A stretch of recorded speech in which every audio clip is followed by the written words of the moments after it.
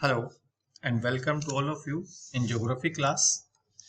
हम लोग चर्चा कर रहे थे वर्क ऑफ विंड अर्थात पवन के कार्यों पर। इसके अंतर्गत हम लोगों ने जाना था कि जो पवन है मरुस्थलीय क्षेत्रों के अंतर्गत अपने आदर्श रूप में क्रियाशील रह करके विभिन्न धरातलीय भागों का विभिन्न धरातलीय परिवर्तन का कार्य करती है, जिसके अंतर्गत वहां पर विद्यमान जो चट्टानी भाग होते हैं या जो धरातलीय संरचना होती हैं उनके अंतर्गत वो परिवर्तन का कार्य करती हैं। और ये जो परिवर्तन का कार्य होता है ये अपवाहन, अपघर्षण और सन्निघर्षण की प्रक्रियाओं के माध्यम से होता है। और उसके अतिरिक्त ये विभिन्न प्रकार की नई स्थलाकृतियों को उनके अंतर्गत रूप परिवर्तित करके विभिन्न प्रकार की नई स्थलाकृतियों का निर्माण करती हैं, जिनके निर्माण प्रक्रिया के बारे में हमने अपने पिछले वीडियो के अंतर्गत जाना है।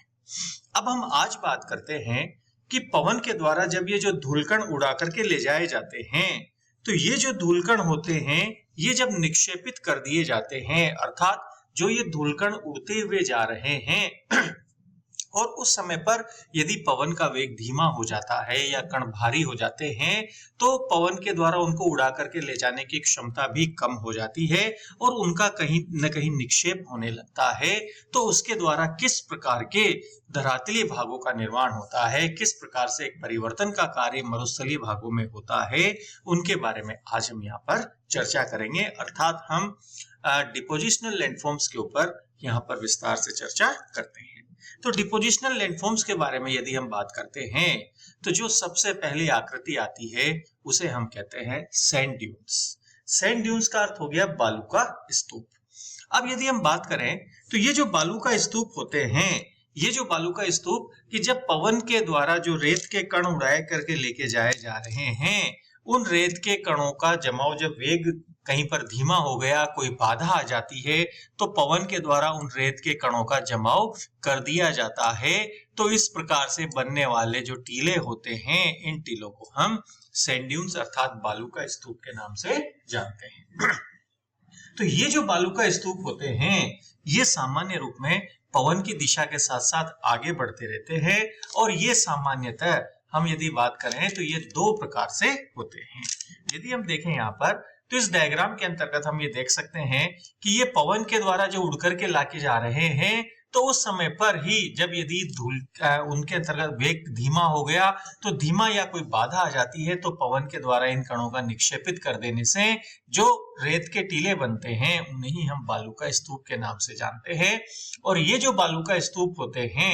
यदि हम देखें तो ये पवन की दिशा में ही आगे की ओर लगातार बढ़ते रहते हैं। एक प्रकार से इसके अंतर्गत हमें एक ओर तो हमें स्लिप फेस दिखाई देता है जहां पर ढाल अधिक दिखाई देता है, दूसरी ओर ढाल हमारे को मंद यहाँ पर दिखाई देता है। तो ये जो भाग है कि ये जो बालू का स्तूप है ये भी दो प्रकार के होते हैं।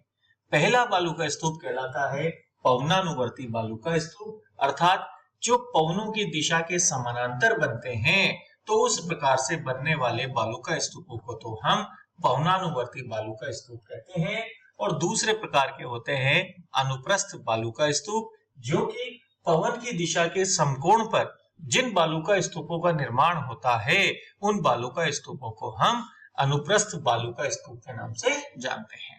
तो डिपोजिशनल लैंडफॉर्म्स के अंतर्गत पहले प्रकार की जो आकृति है ये तो आती है जिसे हम कहते हैं सैंड ड्यून्स। और सैंड ड्यून्स में भी ये दो प्रकार के होते हैं, एक तो होते हैं पवनानुवर्ती और दूसरे होते हैं अनुप्रस्थ बालू का स्तूप।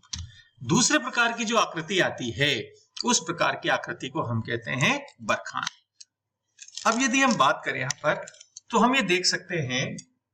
कि जब ये जो अनुप्रस्थ बालू का स्तूप होते हैं अर्थात जो पवन की दिशा के समकोण पर बनते हैं, यहाँ पर हम जान लें कि जैसे मान लीजिए पवन की दिशा इस प्रकार से है, ये यहाँ पर ये डायरेक्शन हमें दिखाई दे रहा है और ये इस प्रकार से रेत के कण उड़ते हुए आ रहे हैं। और यदि कोई मार्ग में कोई एक अवरोध आ जाता है, कोई एक छोटा सा कोई टीला आ गया या कोई पहाड़ी भाग आ गया, कठोर चट्टानी भाग आ गया, तो ये रेत के कण जो है ये इस प्रकार से यहाँ पर निक्षेपित होने लग जाते हैं। तो ये पवन की दिशा के क्या हो गए, समकोण पर बन गए। तो इस प्रकार से ये जो बालू का स्तूप बनते हैं यहाँ पर, इस प्रकार के बालू का स्तूपों को हम अनुप्रस्थ बालू का स्तूप कहते हैं। अब ये जो अनुप्रस्थ बालू का स्तूप है, जब लगातार बढ़ते हुए इनकी आकृति इस प्रकार से अर्धचंद्राकार हो जाती है, एक प्रकार से हम बात ही कहें तो ये अर्धचंद्राकार स्वरूप के अंतर्गत जब ये आ जाते हैं तो उस प्रकार से बनने वाले बालू का स्तूपों को हम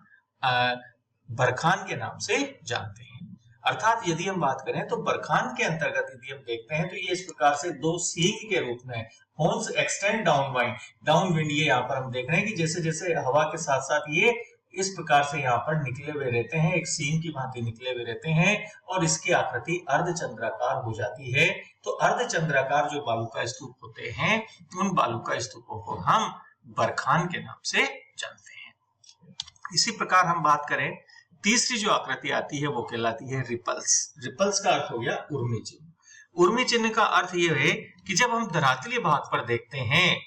मरुस्थलीय भाग पर हम देखते हैं, तो इस प्रकार के ये जो पवन के रगड़ के निक्षेप के कारण से ये जो बनते हैं, इस प्रकार के कण जो हमें दिखाई देते हैं, एक लहरनुमा भाग जो दिखाई देते हैं, चिन्ह दिखाई देते हैं, ये इस प्रकार से लहर के रूप में हम यहाँ पर देख पा रहे हैं कि ये जो चिन्ह यहाँ पर बन रहे हैं, ये इस प्रकार से धारियां बसी बन जाती हैं। तो इस प्रकार से लहरनुमा बने हुए चिन्हों को ही हम उर्मी चिन्ह अर्थात रिपल्स के नाम से जानते हैं। तो ये अपने आप में एक महत्वपूर्ण आकृति है और सामान्यतः हम रेतीले टीलों के अंतर्गत हमें इस प्रकार के लहर चिन्ह बहुत अधिक दिखाई देते हैं। तो ये भी डिपोजिशनल लैंडफॉर्म्स के अंतर्गत ही आते हैं। हम यहाँ पर भी ये देख सकते हैं एक डायग्राम के अंतर्गत भी कि इस प्रकार से सारी चीजें यहाँ पर बनती हैं कि जो अनुप्रस्थ बालू का स्तूप है या पवनानुवर्ती बालू का स्तूप है या बरखान है या रिपल्स है या स्टार ड्यून्स, यानी कि जब रेत के टीलों की आकृति एक स्टार की भांति हो जाती है, तारे के नुमा हो जाती है, तो उन्हें हम स्टार ड्यून कहते हैं, स्टार ड्यून्स के नाम से जानते हैं। और जो रेतीले भाग होते हैं, रेत के टीले जो बनते हैं, वो एक प्रकार से अर्ग अर्थात सैंड ड्यून्स के रूप में जाने जाते हैं। तो ये हम ये कह सकते हैं कि एओलियन लैंडफॉर्म्स में जो डिपोजिशनल पार्ट के अंतर्गत हमें इस प्रकार से विभिन्न स्थलाकृतियां यहाँ पर दिखाई देती हैं। नेक्स्ट और यदि हम बात करते हैं तो वो बनते हैं लोएस। लोएस जो होते हैं ये एक प्रकार का मैदानी भाग होता है जहां पर रेत के कणों का निक्षेप होता है। लेकिन यहाँ पर यह ध्यान रखने योग्य बात है कि जब रेत के कणों का जमाव गैर मरुस्थलीय क्षेत्रों के अंतर्गत हो जाता है तो उस प्रकार से वहां पर हम उस मैदानी भाग को लोएस के नाम से जानते हैं। अर्थात मरुस्थलीय भागों में ही यदि रेत का जमाव होता है तो उसे हम वहां पर लोएस नहीं कहेंगे। मरुस्थलीय क्षेत्रों से जब रेत के कण उड़ करके दूसरे क्षेत्रों पर चले जाते हैं, गैर मरुस्थलीय क्षेत्रों पर चले जाते हैं, तो वहां पर यदि उनका निक्षेप होता है तो उस प्रकार से बनने वाले मैदानी भाग लोएस के नाम से जाने जाते हैं।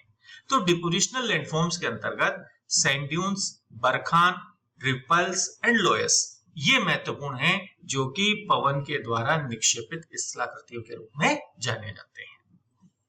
अब मरुस्थलीय भागों के अंतर्गत क्योंकि वर्षा बहुत कम होती है, लेकिन कुछ भाग ऐसे भी होते हैं जहां पर यदि कभी असामान्य वर्षा हो जाती है या वर्षा एक ठीक ठाक भी अगर हम बात करें 10, 20, 30 सेंटीमीटर तक भी यदि वर्षा हो जाती है तो वहां उन क्षेत्रों के अंतर्गत पवन के साथ साथ जल के द्वारा भी जो अपर्दन का कार्य हो जाता है, तो इन दोनों के सम्मिलित स्वरूप से जो अपर्दन के कार्य होते हैं उन अपर्दन के कार्यों को हम बेडलैंड टोपोग्राफी के अंतर्गत पढ़ते हैं। अर्थात उत्खात स्थलाकृतियों बेडलैंड टोपोग्राफी के रूप में इनको जाना जाता है।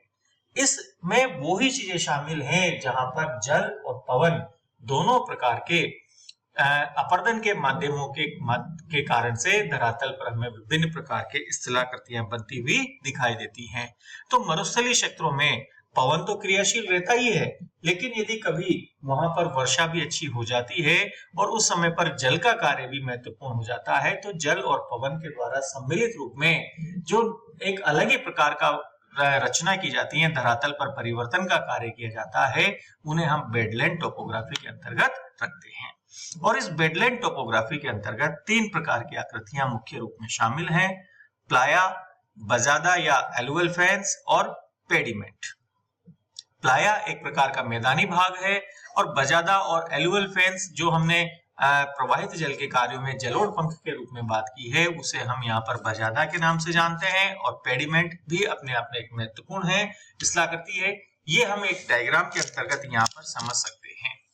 कि जब मरुस्थलीय क्षेत्रों के अंतर्गत कोई घाटी वाला भाग होता है, इस घाटी वाले पर्वतीय क्षेत्रों के अंतर्गत जल भी प्रवाहित होता है। तो जल के द्वारा जब ये भाग प्रवाहित होता है तो ये पहाड़ी क्षेत्रों से जब जल प्रवाहित होकर के नीचे की ओर जाता है तो ये अपने साथ